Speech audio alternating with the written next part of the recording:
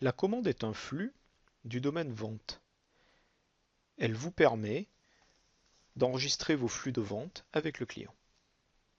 La liste des commandes existantes est présentée dans la grille au centre de l'écran. Pour chaque commande, deux codes couleurs au bout de chaque ligne indiquent le statut d'expédition de la commande et le statut de facturation de la commande. Le statut d'expédition peut être soit blanc, pas d'expédition prévue car la commande ne contient pas d'article, uniquement des prestations, soit gris, la commande n'est pas encore expédiée, soit bleu, la commande est partiellement expédiée, soit vert, la commande est totalement expédiée. De même pour le statut de facturation, le statut peut être gris, pas encore facturé, bleu, partiellement facturé, ou vert, commande complètement facturée. Pour créer une nouvelle commande, cliquez sur Créer commande. Sélectionnez alors le client au titre duquel la commande doit être enregistrée. Vous pouvez ensuite soit créer manuellement la liste des articles de la commande, soit les initialiser à partir d'un devis.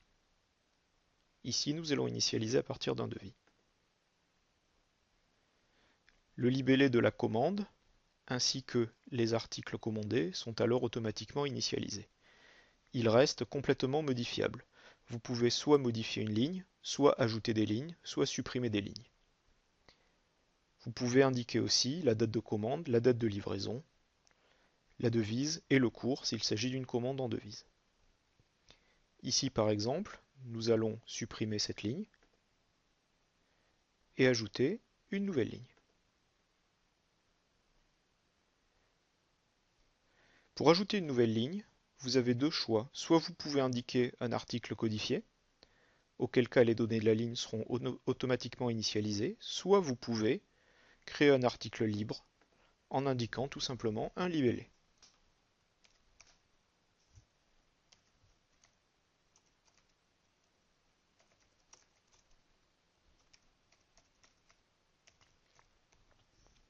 Il vous faut alors indiquer le compte sur lequel doit s'imputer cette commande, ainsi que le montant. La TVA, quant à elle, est initialisée à partir du client. La remise est automatiquement calculée en fonction des remises en quantité prévues pour les articles, ainsi que des remises globales prévues pour le client. Vous pouvez indiquer des frais de port s'il y a lieu. Une fois terminé, cliquez sur Créer pour finaliser la création de la commande. Le système délivre alors un nouveau numéro de commande, met à jour la liste des commandes et la liste des objets récents.